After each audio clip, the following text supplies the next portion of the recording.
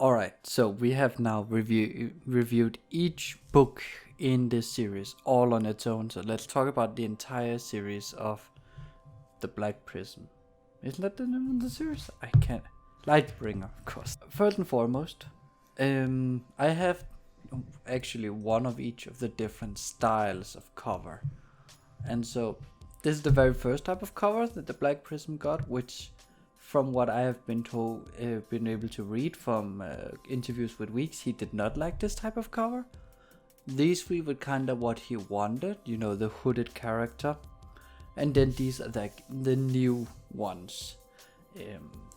I think these covers are the coolest by far, but I can appreciate the thematicness of these three. This one is way too generic and way too boring, so I get why he wouldn't be happy with this one. These are also all massively. I think I read in an interview or heard in a podcast or whatever that this is 500,000 words or something like that. That's insane to think about.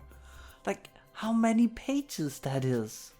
Each book is like 700 plus pages. Well, yeah, 600 for this one, but it's also like taller. So what we're going to talk about is kind of my overall thoughts, my favorite books in this and my least favorite, and what I thought worked really, really well for this series and what I don't think worked quite as well. So my overall thought of the series, I think this is one of my all-time favorite fantasy series. It's an amazingly good series. Every book, especially the fifth, has their problems, but I think the series in a whole is really, really fucking good, and I think it is borderlining must read for anyone who's really into sci-fi and fantasy, because this one is fantasy at its peak. It is so good, it is well articulated, it is well thought out, it is highly philosophical, but it is not like you're not unable to understand. You understand perfectly well what he means with his philosophy. It's not like reading Stephen Erickson or something where everyone muses and you have a hard time kind of following what's going on. Here you understand perfectly well. Now, my favorite book is the first one. I think the first book is so strong. It is a perfect introduction to Kip, to Garvin Dayson, to Iron Fist, and she becomes the White. What's her name? In general, it's a really good introduction. I don't remember her name right now. There are things in it that I don't particularly like. I don't think Liv was very well done. I don't think it easily explains what is going on, what the story's like, what the series is gonna be about, and I think it's very much a deliberate, but I think it does, it is a bit on a negative for this series. My least favorite is the fifth one, and for good reason. I think it is also the most controversial book. The review I did on it, I called God is a Deus Ex Machina, and that is kind of what's going on. God literally shows up, I guess spoilers for a couple of year old book, but God shows up and saves the world, and it's a little much. I am not a fan of it at all. I think it's jarring me. But what I also don't like about this one, where I think he did better in the four others, is the philosophy I talked about. In this one, everything, like the entire story revolves around how you see yourself versus how everyone else sees you. And that is really, you can do it really interesting. But it just felt like he only had one metaphor going for him, and those mirrors, and that's it. But I don't think that's quite right. I think he could have gone for some more, like, other than mirrors. He could also have gone with just saying like how you view others, like talk about like windows or something. Like you had to do more. I am not a philosopher, I'm not an author. I will never say I can do anything as good. I will, however, say I really think Weeks could do better in his philosophy for this one. He does admit it is a cursory understanding of philosophy he has, but I think his metaphoric idea of mirrors works, But when every character independent on each other does that, then it doesn't work. Now, my second favorite in this one, it's gotta be the Broken Eye or the Blood Mirror, like those two. Generally, I think like these here where it's Kip centric. These 3 books is very Kip centric. I think that's the most interesting part of all of my favorite part of the Burning White. It's the favorite part of the Blinding Light. It's when Kip is in the center.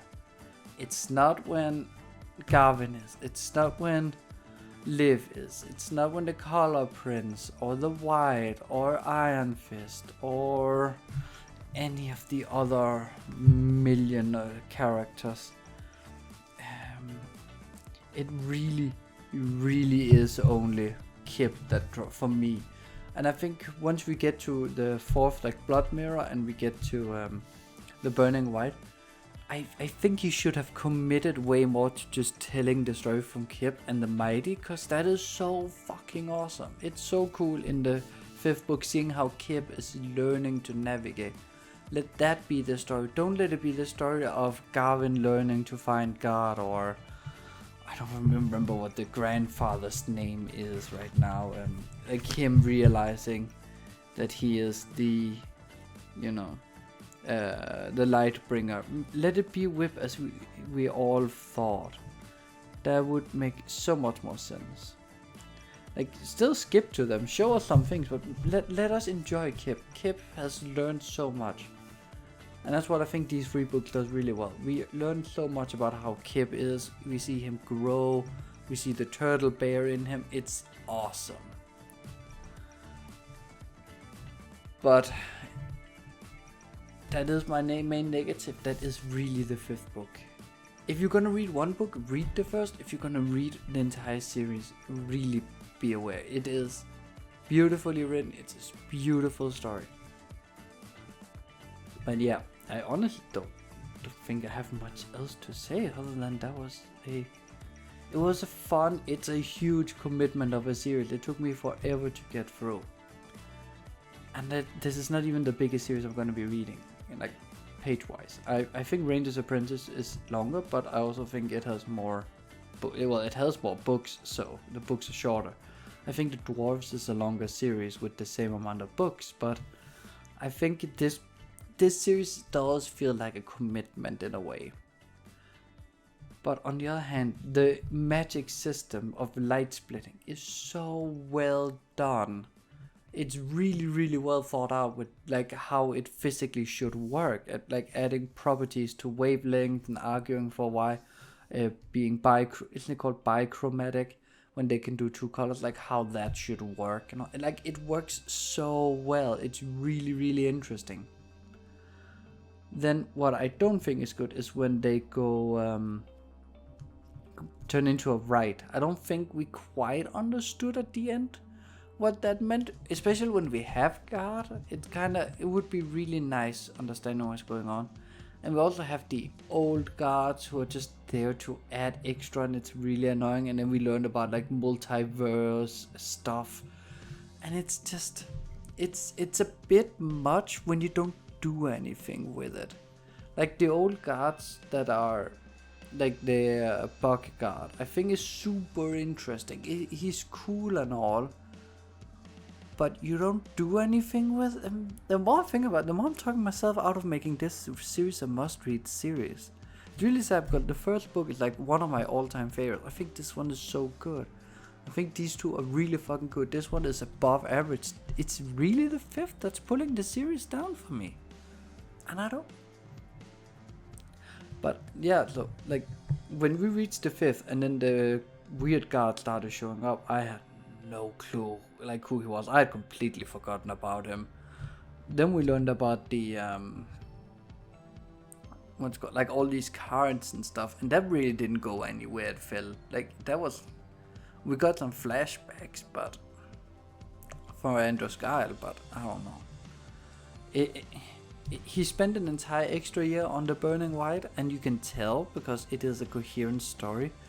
I'm honestly sad to say I think he should have had a year more, and then it would have been a perfect series. So would I recommend you reading this series? This commitment? I don't know. I think I think the conclusion to this entire reading of Brent Weeks, like his Lightbringer series, is just he's an amazing author. He has a lot of good ideas, a lot of interesting concepts. But I think he's a little too scatterbrained almost. Like you want to do so much, but my man, then you need more books or longer books, preferably more. Longer would be weird. Then you should have taken each book here and made the length twice as long and then split them in two. That would have worked, making it a 10-book series of this thickness. That would also have been insane, like 1,000,000 words. But I think that's what he would need to concisely get all the very disjointed plot points. Like he does complete every plot. We do get a completion with the Lightbringer, who it is. We do get a completion of Garvin. We do get Kip gets a somewhat happy ending thing out of it. We do get like the multiverse. We get it, and like everyone gets an ending. But some of it does not feel like what you would want. So I understand why this is very consensus. And it's really sad because the 4 other books really makes the series a must read. And then the 5th makes me question it. I think I'm gonna stick to my gut saying if you really are like a hardcore fan of fantasy, this is a must read. If you're a fan of fantasy and maybe high fan, epic fantasies might not be your cup of tea, this is probably, if you're into romantasy, this is definitely not it, to be fair. Not that this is bad, not that I don't think you might enjoy it, but I don't think, well, that's actually what I was saying. I don't think you'll find it as interesting. If you love Brandon Sanderson's like hard magic style thinking, these books will be right up your alley. It is as hard magic as it gets, just like in Mistborn. There are strict rules. I mean, it feels like he breaks them all the time, but it always makes sense. Like it's always just finding the edge cases to use them. So I guess you don't break them, you're just smart about it. But yeah, anyways, must read, only for the hardcore fans, but a definite worth it to read, and it should be very high on anyone's TBR. It is an amazing series, it's a fun experience, it hits a lot of interesting points. If you care little about philosophy, these books are surprisingly good without obnoxiously deep. I think that's how I want to say it. So good, but not as good as it could be. I think Brent Weeks could have done way better. Next up, we will be reviewing the Kaiju Preservation Society by John Scalzi. But yeah, leave a like, comment, and subscribe, and I'll see you.